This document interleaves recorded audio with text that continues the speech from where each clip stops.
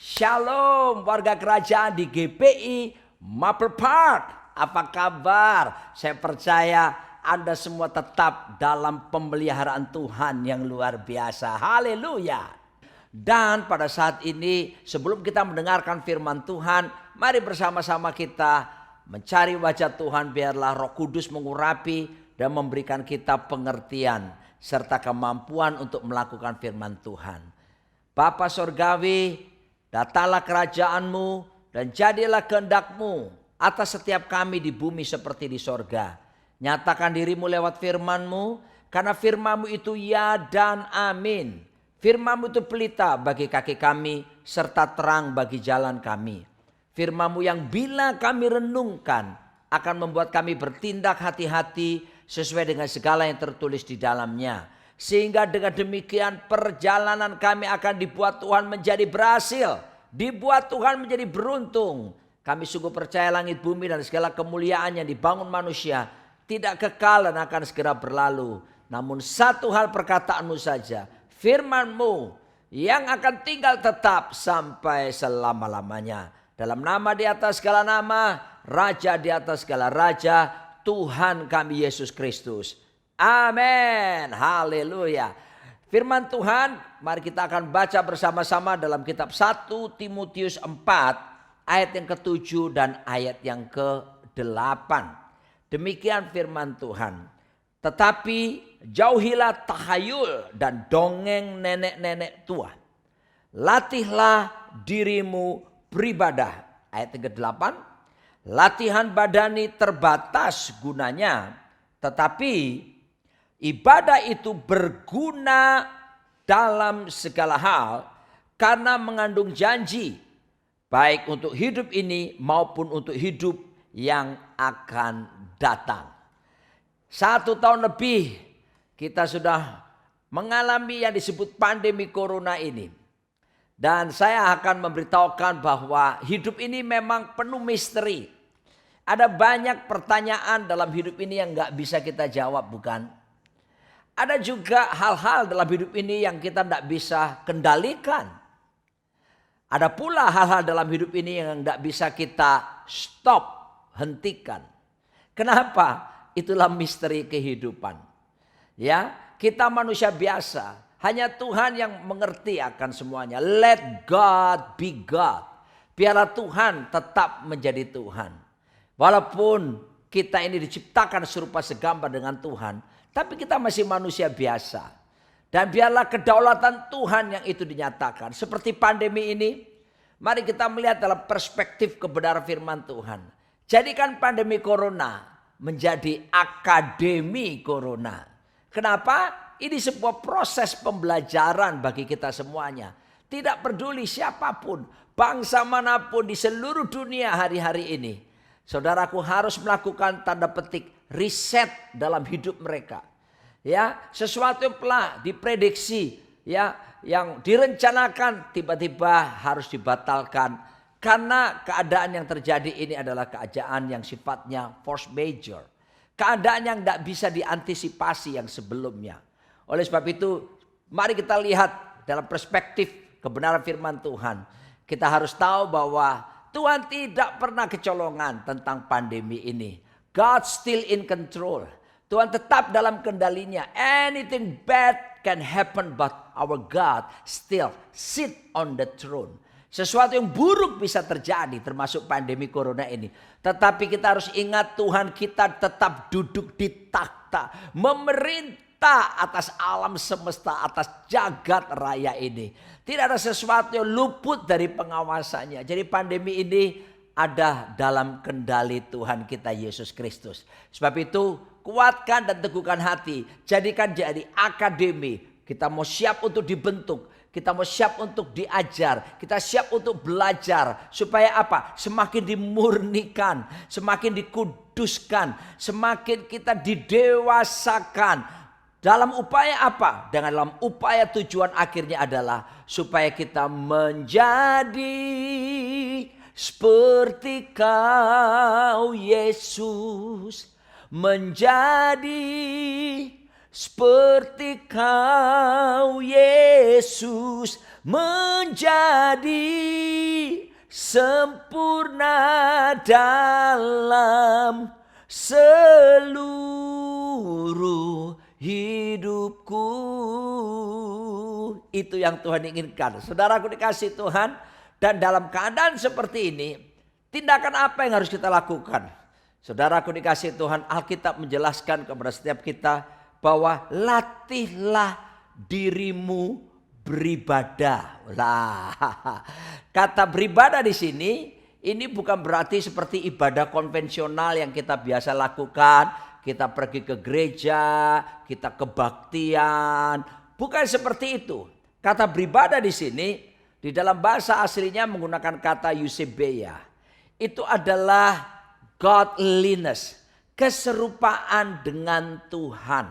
Nah, keserupaan dengan Tuhan itu merupakan tujuan utama dalam hidup kita. Sekali lagi saya suka mengingatkan kepada warga kerajaan bahwa the main goal of our life is not to be rich nor to be famous. Tujuan utama hidup kita bukan jadi kaya, bukan jadi terkenal. Gak ada salahnya menjadi kaya, gak ada salahnya menjadi terkenal. Tapi itu bukan tujuan utama. Itu hanya seperti stepping stones, yaitu batu-batu pijakan yang akan kita lewati kalau kita menyeberang ke sebuah sungai.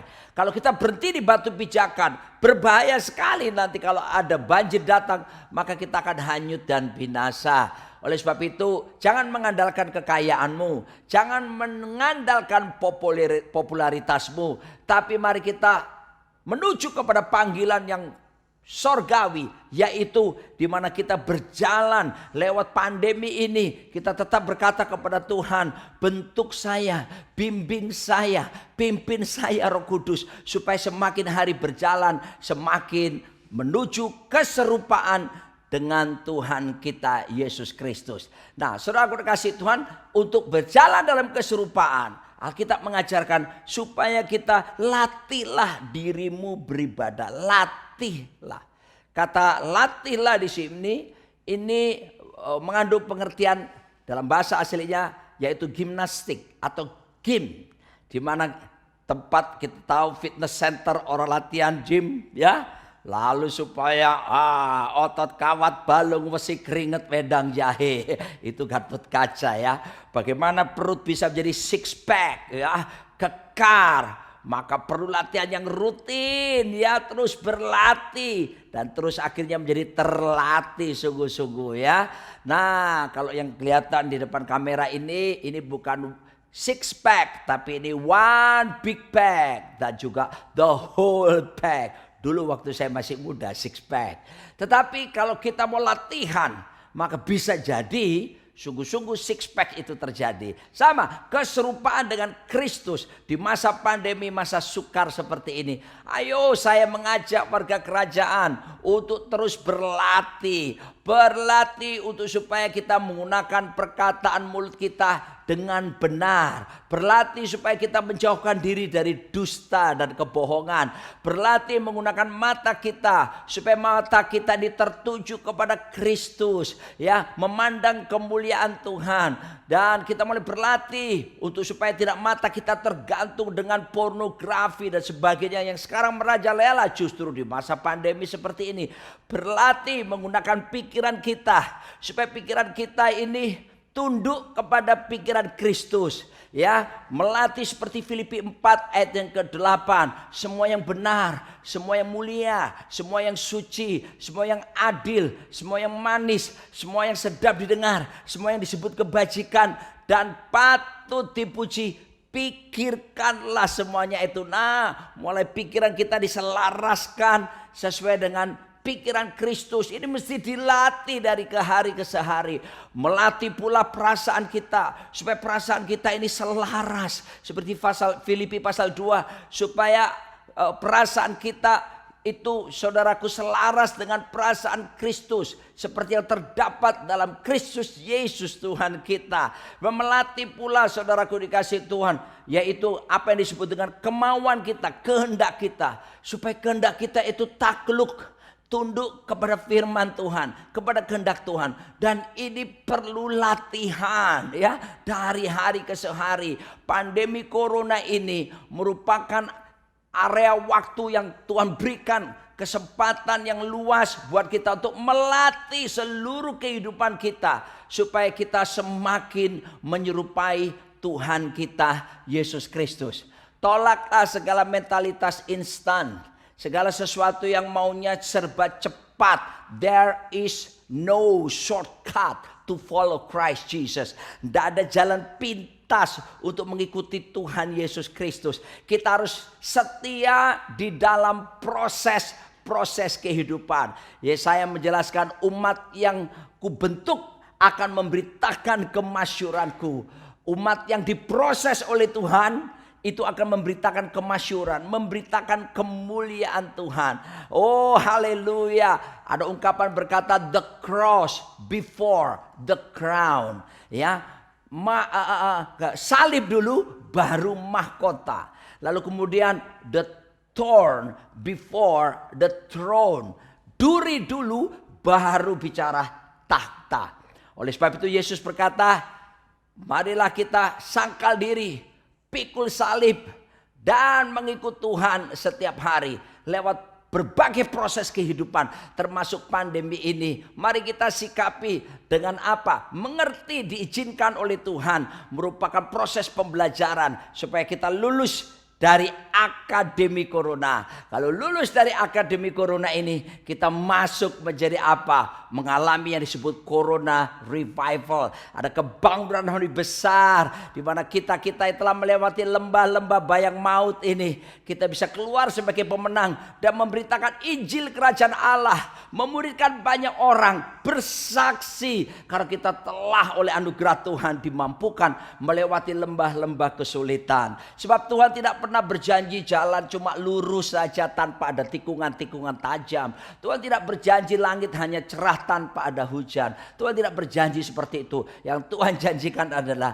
Dia selalu menyertai kita di semua musim kehidupan, di semua situasi kehidupan kita. Makanya namanya disebut Immanuel, artinya God be with us, Tuhan beserta kita. Tapi yang kedua, God dwell in us, Tuhan tinggal di dalam diri kita. Tapi yang ketiga, God for us, Tuhan di pihak kita. If God be for us, who can be against us? Kalau Tuhan di pihak kita, siapakah lawan kita? Amin, haleluya. Tuhan tidak pernah meninggalkan kita di saat-saat sulit sekalipun, seperti masa pandemi corona seperti ini.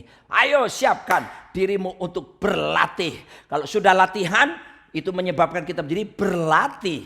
Kalau sudah berlatih, kita akhirnya apa? Terlatih.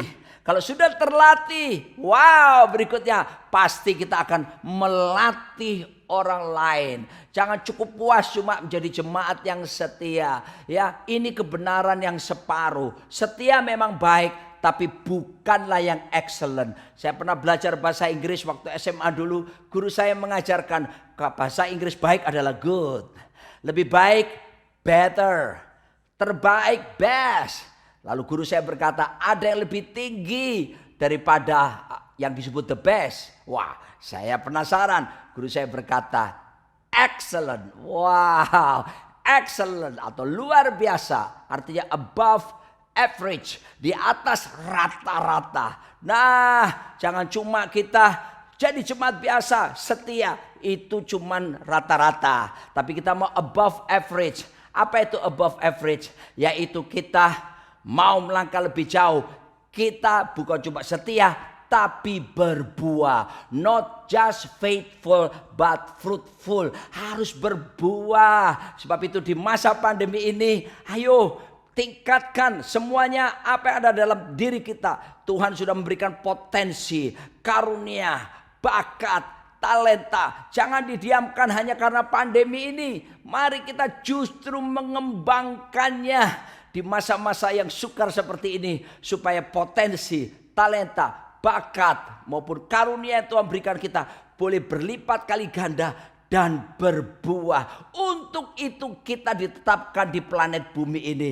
Bukankah Tuhan berkata dalam Kejadian 1 ayat yang ke-28.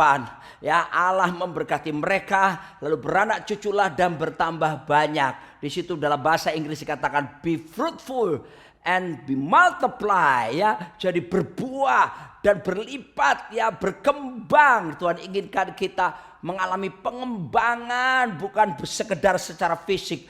Pengembangan karunia, talenta, bakat, potensi. Pengembangan manusia jiwani kita, pikiran, perasaan, kemauan kita. Dan pengembangan manusia aslinya kita, the real us, yaitu roh kita itu boleh bertumbuh dalam segala hal ke arah Kristus. Itu yang Tuhan inginkan walaupun kita mengalami masa pandemi ini. Sebab Alkitab mengatakan latihan badani terbatas gunanya. Sejak saya sembuh dari COVID tahun lalu, saya kena COVID-19 21 Maret saya masuk rumah sakit Mitra Keluarga di Kelapa Gading. Dan mengalami mujizat kesembuhan daripada Tuhan walaupun kategorinya sudah berat. Dan kemudian sejak saya sembuh total, ya, apa yang terjadi? Saya rajin olahraga. Setiap hari rata-rata saya berjalan 4-5 kilometer. Setiap hari saya maintain, ya. Nah, tapi Alkitab bilang latihan badani terbatas gunanya. Tapi bukan berarti tidak ada gunanya, ya. Di masa seperti ini tetap jaga protokol kesehatan. Tapi juga ayo olahraga, ya. Olahraga jasmani. Tapi juga olahraga jiwani. Mulai pikiran, perasaan, kemauan kita selaraskan dengan firman Tuhan. Tapi juga olahraga secara spiritual, rohani kita. Harus ada persekutuan intim dengan Tuhan tiap hari. Dan perenungan firman Tuhan yang kita kerjakan, saudaraku dikasih Tuhan. Doa, pujian, penyembahan menjadi gaya hidup dari setiap kita. Lalu kemudian, tetapi ibadah itu berguna dalam segala hal. Wow. Jadi kalau kita melatih diri kita serupa seperti Kristus, ya, latihan keserupaan seperti ini, maka Alkitab berkata itu berguna di dalam segala hal. Berguna untuk apa saja? Ini yang luar biasa. Berguna untuk pekerjaan kita, berguna untuk rumah tangga kita, berguna untuk bisnis kita, berguna untuk pelayanan kita, berguna untuk apa saja dalam hidup setiap kita. Sebab itu mari kita hidup di dalam track yang benar, yaitu berjalan, melatih terus, semakin lama semakin menyerupai Tuhan kita Yesus Kristus. Jadi cek baik-baik, apakah pekerjaanmu membawa engkau sekarang semakin menyerupai Yesus? Apakah bisnis yang kau handle sekarang membawa engkau semakin menyerupai Tuhan Yesus? Apakah kehidupanmu yang kau alami hari ini membawa engkau semakin menyerupai Tuhan Yesus? Apakah pelayananmu bahkan membawa engkau semakin menyerupai Tuhan Yesus Kristus? Kalau tidak, mulai evaluasi diri, mulai perbaiki diri, perbaiki prioritas-prioritas kita supaya kita tidak menyimpang ke kanan ke kiri, tetapi tetap berjalan dalam tujuan yang utama, menjadi serupa seperti Tuhan Yesus Kristus. Dan ini perlu dilatih secara kuat. Kalau kita latihan terus-menerus, maka latihan itu akan menjadi kebiasaan. Nah, kalau sudah jadi kebiasaan dan kita lakukan terus dengan konsisten, maka jadilah budaya dalam hidup setiap kita. Budaya itu apa? Budaya adalah kebiasaan yang kita lakukan tanpa berpikir lagi. Karena sudah menjadi apa? Gaya hidup dan bahkan darah daging setiap kita. Contoh misalnya, ya, saya ajak kita menyanyi bersama-sama, menyambung lagu saya ini, ya. Bangun tidurku terus apa? Mandi pasti. Tidak lupa menggosok gigi. Hahaha. Habis mandi aku tidur lagi. Hahaha. Melanjutkan mimpi yang tadi. 2 kalimat terakhir salah, ya. Saya bercanda. Tapi dengar saudaraku, tidak ada ceritanya bangun tidur kita mesti berpikir keras ngapain ya. Saudaraku, puluhan tahun kita hidup. Kita sudah terlatih dari kecil, lalu kemudian jadi kebiasaan bahkan budaya. Yang kita lakukan dengan tanpa berpikir, bangun tidur pasti kita akan mandi tapi sebelumnya sikat gigi, bukan? Ya, semua kita bisa melakukannya, itu menjadi budaya. Sama, kita harus jadikan budaya karena kita latih terus, yaitu keserupaan dengan Tuhan Yesus Kristus. Ya, sekali lagi, mari pikiran kita tunduk kepada pikiran Kristus. Perasaan kita selaraskan dengan perasaan Kristus. Kehendak kita, kemauan kita tunduk kepada kehendak firman, kehendak Kristus. Seperti doa yang diajarkan oleh Tuhan Yesus. Bapa kami yang di sorga, dikuduskanlah namamu. Terus datanglah kerajaanmu. Jadilah apa? Kehendakmu di mana? Di bumi seperti di sorga. Kalau kita berdoa, jangan paksakan kehendak kita. Berdoalah agar supaya kehendak Tuhan yang terjadi dalam hidup setiap kita.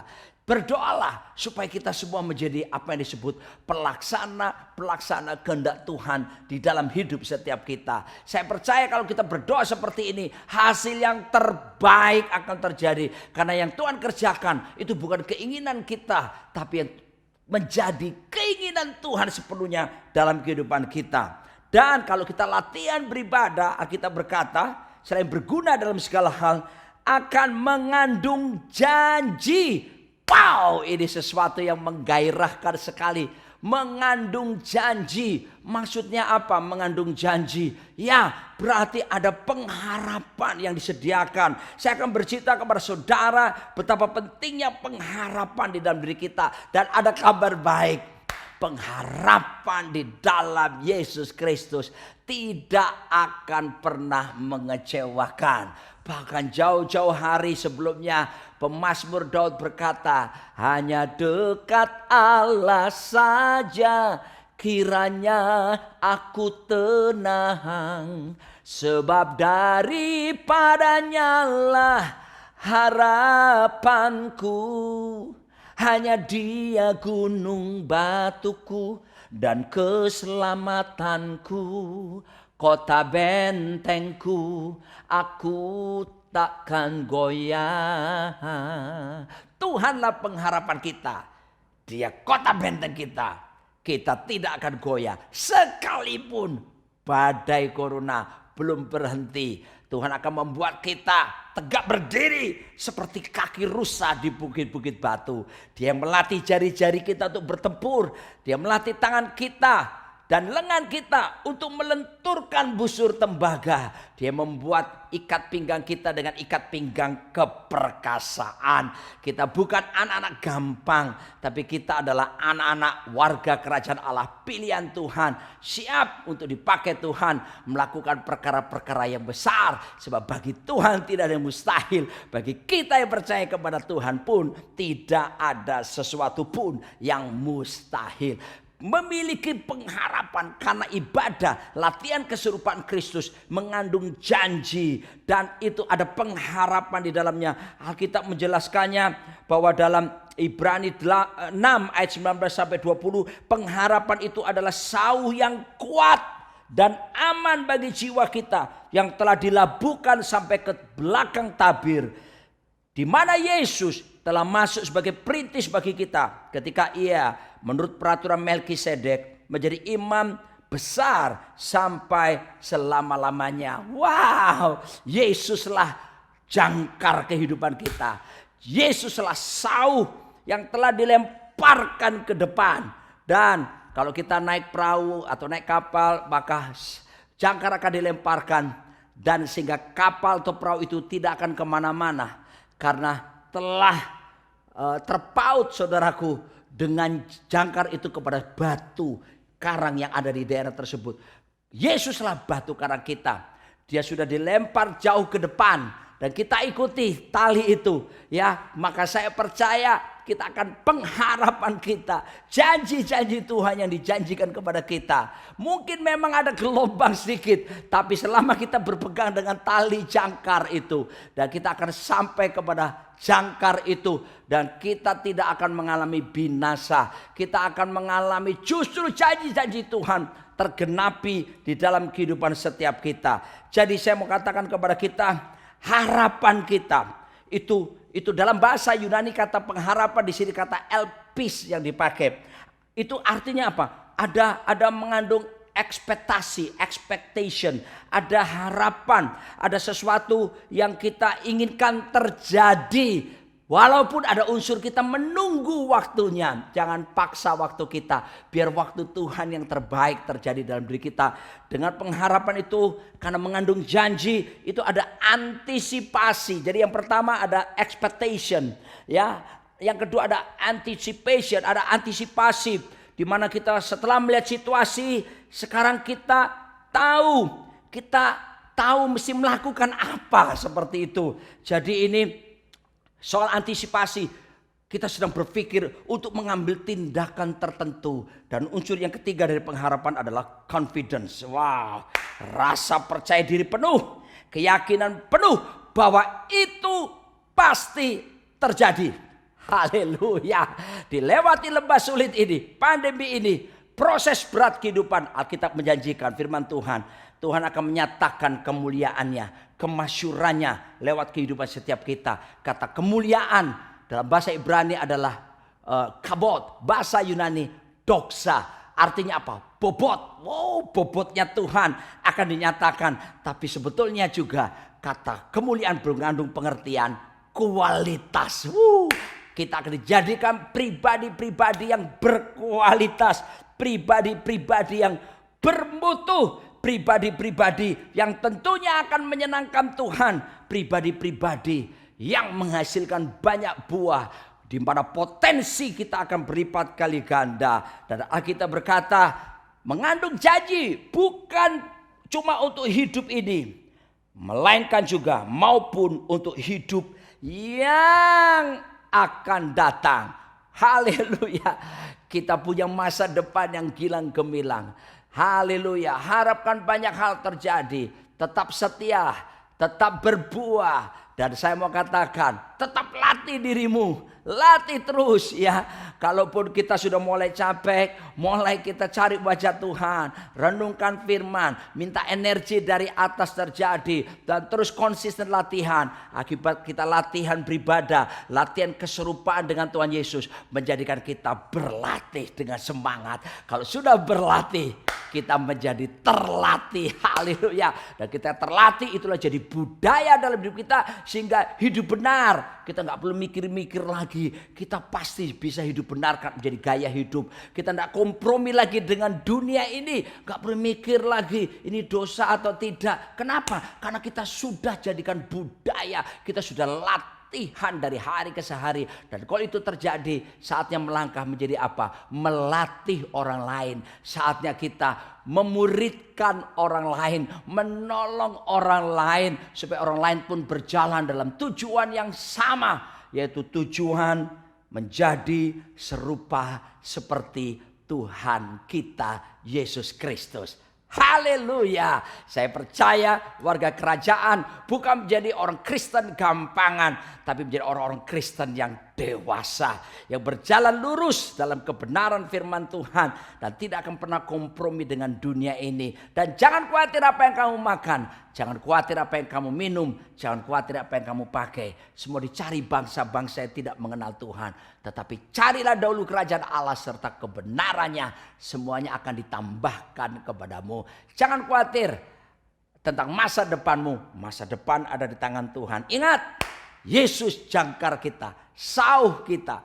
Dia memberi pengharapan, dan pengharapan dalam Kristus tidak mengecewakan, mengandung janji, dan janjinya pasti akan digenapi. Bersama Tuhan kita lakukan perkara yang besar, dan kita akan bersama dengan Tuhan pula melakukan perkara-perkara bahkan yang jauh lebih besar, seperti yang Tuhan janjikan kepada setiap kita. Amin. Bapa Surgawi, hamba berhenti berbicara, tapi turunlah sekarang anugerah-Mu atas setiap kami. Penuhi kami terus dengan Roh-Mu yang kudus, dan ajar kami berjalan dalam pimpinan Roh. Beri kami kekuatan, ketekunan untuk melatih diri kami dalam beribadah, dalam keserupaan dengan Tuhan.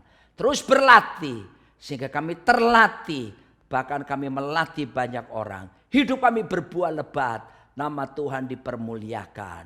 Meteraikan firman-Mu ini dalam nama di atas segala nama, Raja di atas segala raja, Tuhan kami Yesus Kristus. Amin.